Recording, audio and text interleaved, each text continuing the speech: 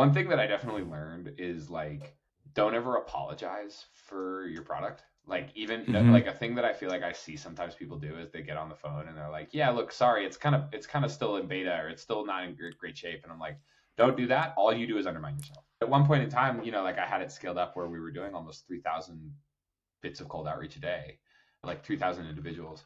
And so we were going pretty big. And that's not with like a big team or anything. That was early on. I was doing that all myself. It feels like we're finally sort of turning a corner past the chatbot. I've Yeah. always found the chatbot to be very, very boring. And I think that now at this point, like with stuff like Claude Code and OpenClaw and some of these, Hmm. we are finally realizing that the models are more capable than the box that we've put them in, and we've put them in this sort of chatbot box, and we're Yeah. finally starting to find some ways beyond that.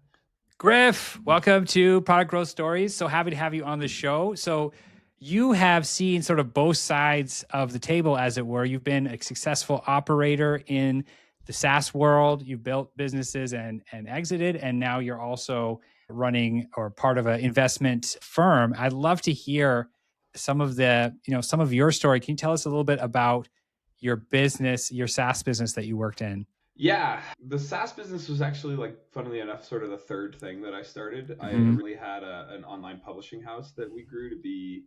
It was the second biggest cycling publication by circulation. At one Wow. point in time, we eventually sold that to what is now Outside Magazine. We then went and lived in Chile and grew a tiny little microbrewery to become the fifth biggest beer distributor in the country of Chile. Wow. Yeah. And then I came back and in 2019 founded what is, I guess, more of a conventional SaaS company. We were focused on delivering AI and sort of ML solutions to nonprofits and regulated industries, so higher ed, Hmm. government, healthcare, stuff like this. We It's sold like a that in. wild path already. Yeah, Yeah. it's definitely been a little stochastic, but Yeah. we sold. Momentum was the name of the SaaS company. We sold Momentum in June of last year, and then sort of with a little bit of overlap, my partner Nick and I founded Juniper Ventures, which is now our venture fund that we use to invest in early stage companies. It's amazing. So, what is the through line other than life is crazy and you have various interests? Like, did you, like, when you started, let's start with your like cycling publication. Was it just you were a bike nerd and you love it? Or did you come at it as I'm a marketer, I want to like grow a publication? No, it was more of like, I'm a bike nerd and I love this, and I Yeah. mostly what it was like a creative hack to get sent free gear. Like if you do gear, we'll start sending you stuff, and I was like, oh man, I can't afford this habit on my own, income, and so I can just do this thing and I can make some money that way. But then we found a real sort of crease working with like cities around the country to kind of co-promote some of the work that they were doing on cycling. And I've been a Hmm. bike nerd for my whole life, like that, like whatever. That's long dated, but that one was sort of fun because I got to do it actually with my mom. And so it was like I was 20 and it was sort Yeah. of the last thing that she did. And so we sort of did it together and then, sold it, and she no longer works and I do. That's cool. That's so cool. So that was like your start into the world of entrepreneurship, and it's more like, how do I? So I'm a climber, so we have the equivalent. There are climbing Yeah. buddies doing the Oh, same yeah. with the same thing. So I know this type or your type. So that's yeah, I love that. So you did that, but just doing something to get some free gear is not going to get it purchased by Outside Magazine. I don't. Something else happened. Yeah, I mean, I think that we were really focused on delivering a really good product to the audience that we wanted to deliver that to, which was basically us. Like I was like writing Hmm. stuff for myself, right? And Hmm. I always felt like, there's like hardcore bike nerd porn kind of, like the Hmm. like the Yep. the stuff where it's like you're really like The you're out in the spandex, you're like gear the and climber bro. Yeah. yeah, the But shock there absorbers was or whatever. exactly, but there was nothing that's like just like I'm trying to ride my bike to go get groceries and like pick my kid up from school and just like sort of just like live a normal day-to-day urban life on a bike. Hmm. Hmm. And there was really none of that like at the time. And so we Mm. just writing about like, hey, what are some ways that we can try to make it more approachable for people to just like ride one extra Hmm. a week on a bike at first or something Okay, like so this that. also you were targeting like this is like a different market. These are different people Yeah. that you're describing right now. I think I might be one of these people, by the way. Yeah. And this is a whole world. Like there's a world right now where there are bikes marketed as, hey, this is like a car kind of. It's nothing Yeah. about the bike. It's like it looks like a car. I don't know. But exactly, but back in 2015, like that was before Yes. you had that, and now you have like the Lime bikes and like the sort of like the scooters and stuff that are around in a lot of cities, and but it's before any of that. Like none of that existed, and I think we were like what ended up being kind of a bigger trend of like, hey, let's get a cargo bike to ride my kid around in or whatever, buy groceries, and let's like also ride a Lime bike when we're going to go get some drinks or something. We just sort of like caught that, I would say. Right. Yeah, that's great. And then, so you sold that, and then is that part of the like travel microbrewery, or how did you grow this microbrewery? Is there any brewery was connection? the brewery was just literally a guy I went to college with texted me and Yeah. was like, hey, do you want to come? He had a restaurant group. That was the growth there was a little bit of a cheat code, I'll admit to you, Jam. My partner was a restaurateur who had a bunch of restaurants. And he said, and the margins of selling beer, if you produce your own beer and sell it on your own, sort of property, it's like through the roof. Like just it's much better. Make way more money. Yeah. Yeah. And so basically what he did was he took a right of first refusal on all of the beer. So until we could fill all of the demand for his restaurant group, we didn't have to sell outside. And what that meant, that was super nice, was he had this captive audience. I didn't have to worry about packaging. I didn't have to worry about distribution. Yeah. Like I just had to get the beer into kegs and get the kegs into his kitchens. Yeah. And hopefully it's good enough as well. Well, and at first it wasn't, right? Like when you start, it's kind of bad.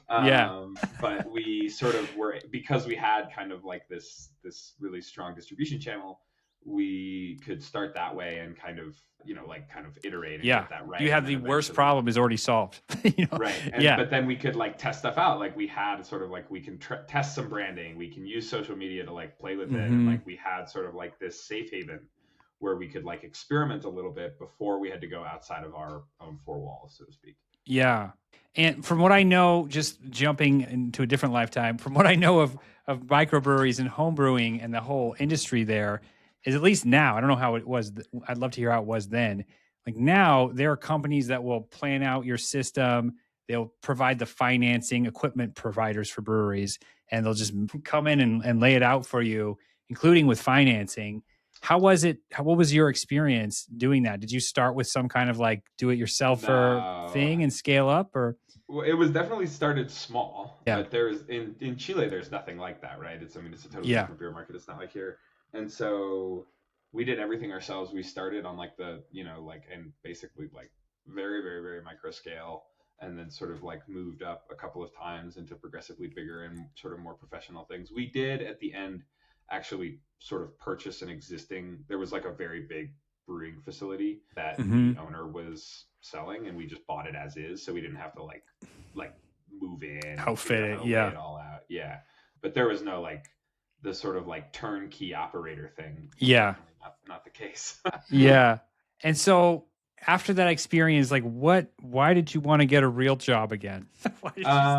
Yeah, I mean, I think that the brewery, one thing that you learn quickly is that it's like very, very hard work, like physically. Like I was like, oh man, I actually get the whole thing. Like when my grandparents were like, like the reason why like white collar jobs are more attractive than blue collar jobs is because they are in fact easier.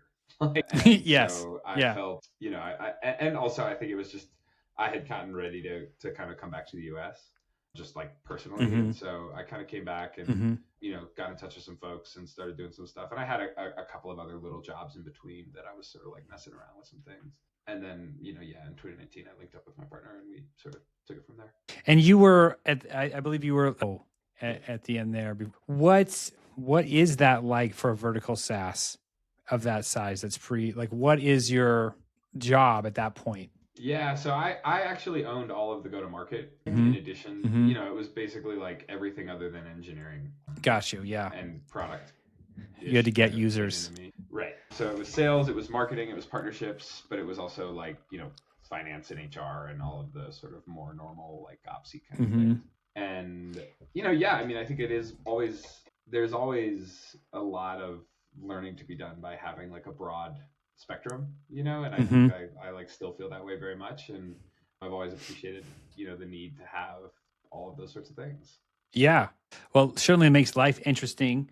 So when you start with Momentum, this SaaS company, I, if you were doing, how did it change? Like when you first started, how did you kind of kickstart it moving versus what did you finally get to with user acquisition GDM systems before you sold? I'd love to hear the Yeah. progression of like, how do you even get anything versus this is what it finally looks like when you're ready to sell. So we had a very specific ICP, and I think Mm-hmm. that like obviously the first thing you have to do Oops. when you're building anything is know who you're building for, like, and have a pretty clear idea of that.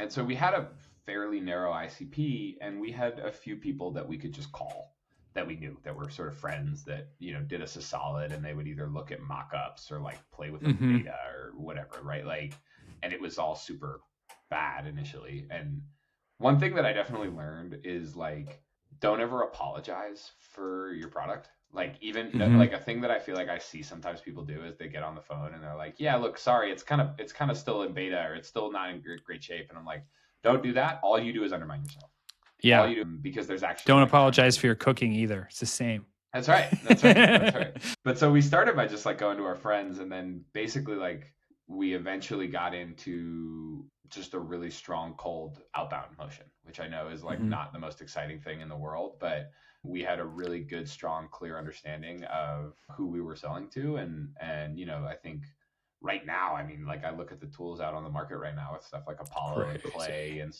Yeah. OneMe and some of these, and I'm just like if I would have had these in 2019, like I would have, like the Yeah. whole thing would have been easier. Like I was doing it all manually. Nothing Yeah. was manual on a computer really, but like I was doing a lot of like download a list, upload a list, like, Yeah. all of this. But at one point in time, like I had it scaled up where we were doing almost 3,000 bits of cold outreach a day, like 3,000 individuals. And so we were going pretty big. And that's not with like a big team or anything. That was early on. I was doing that all myself. And so we scaled it up, and it was fairly effective at just getting people in the door. And then what we found quickly was, again, we work with like regulated industries and nonprofits and They're people that hard to aren't email. they can be hard to Regular email. regular industry is not the They can be hard to easiest. email. But Yeah. what we also learned is just that they're not also like slow sales cycles, which was a Yes. hassle for us, honestly. Like it was a Double bigger win. deal. And I think like one of the biggest things that I learned was like make fast progress and make sure that everybody that you've talked to knows. So like Hmm. I would record these like weekly, like minute long Loom videos of like every little Hmm. thing that we released. And I don't Hmm. think, I actually know like Loom videos, like no more than 50 people ever watched any of those, Hmm. but it put me on Those this were your trip. buyers. Exactly. It put me on Those this are the trip in buyers that their watch them. yeah, Yeah. the ones who watch it. But I was in their inbox. Hey, here's what we Yeah. did this week. Hey, here's what we did this week. Hey, here's what we did this week. And every week Yeah. they don't click on it almost nobody was clicking on every single one of them. But like they see it in there, and there's like it just sort of lodges its way in there slowly. And then they're like, "Oh, I met that guy. I talked to that guy. Yeah, yeah, yeah, yeah, yeah." He's a real human being. Right. And Hmm. over time it sort of created this sense of like, oh, these guys are really dynamic, right? Like, and we were. I mean, we were going fast and we were growing quickly Hmm. and all of that. But it created this sense of like, oh, got it. Like every week they're doing something new. Something new is happening over there. And I think that keeping those just because somebody doesn't buy it on like the first call or even on the third call, figuring out a way to keep the relationship warm at Hmm. scale is one of the most important things in sort of like a true B2B sales cycle. Yeah. I love that. It's also hard. It's hard to actually say something useful frequently. Right. And not just like, hey, just bumping this up in your, Yeah. bumping this up in your inbox. Yeah. What was because I would say those aren't the easiest people to email, and you were doing it in before all of our amazing tools. Can you tell us some of the biggest things you learned about what to say in these like initial cold emails? Because I'm Say guessing, less. say less.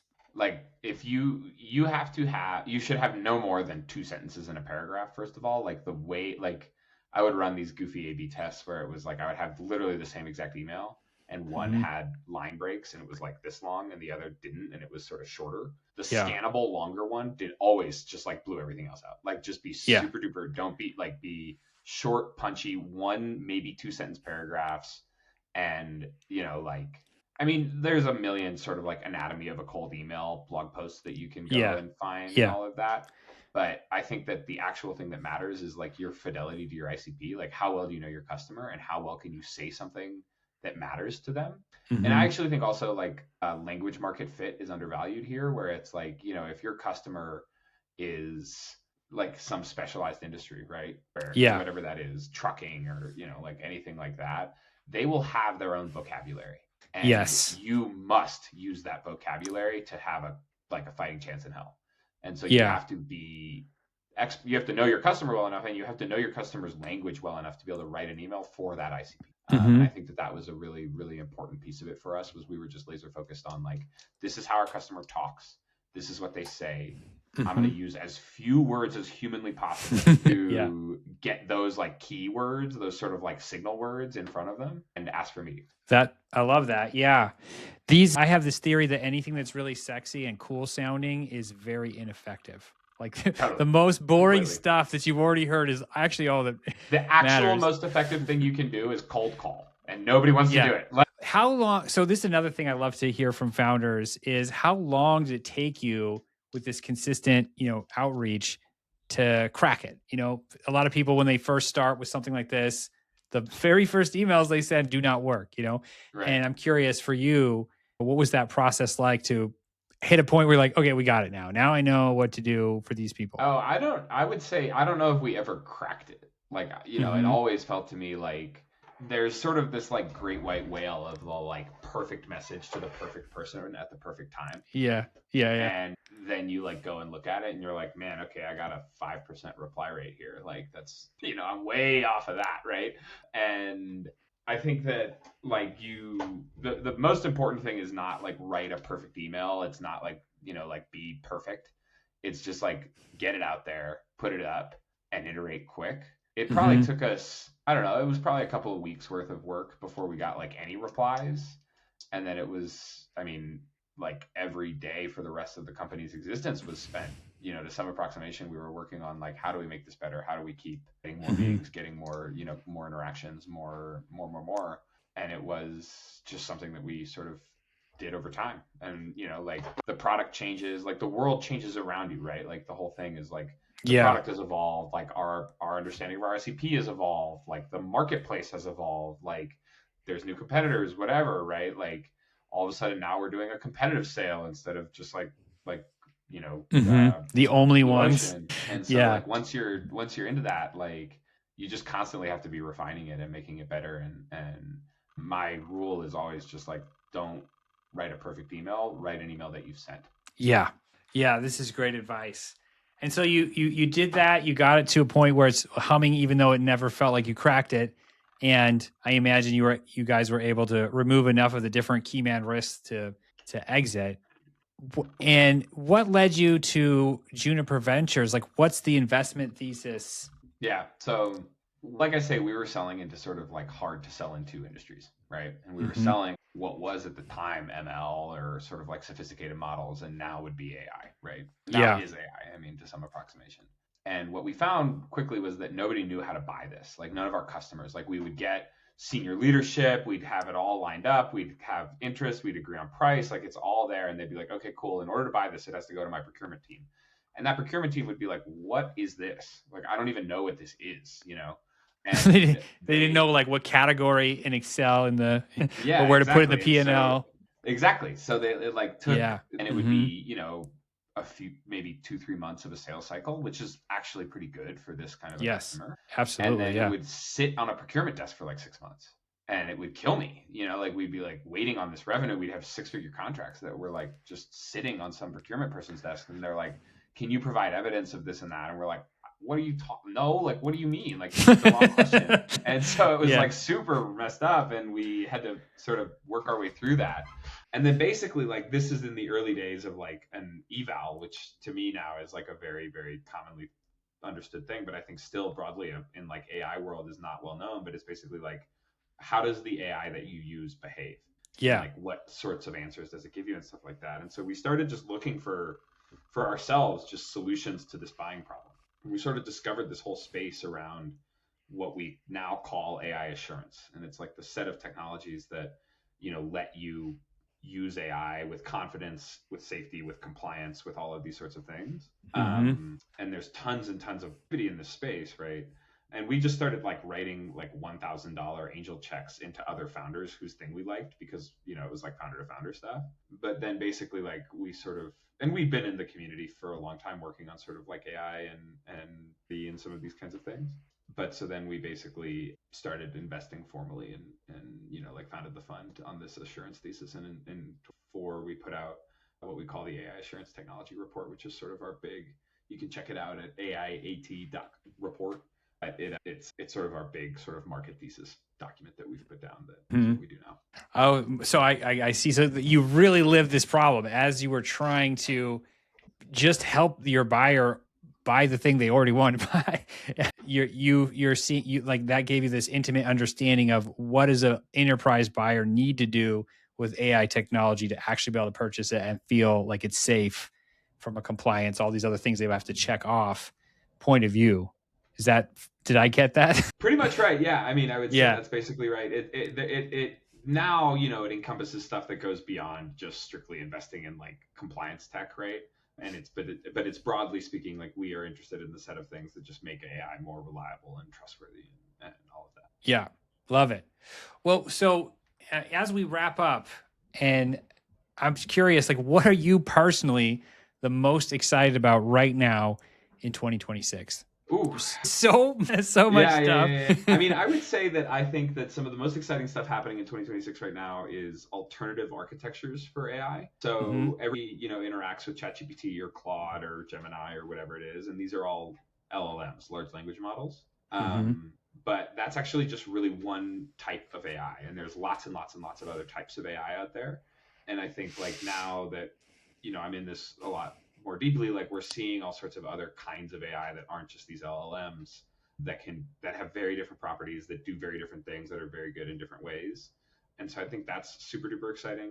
And then I think the other thing I would just say is just like, it feels like we're finally sort of turning a corner past the chatbot. Yeah. I've always found the chatbot to be very, very boring.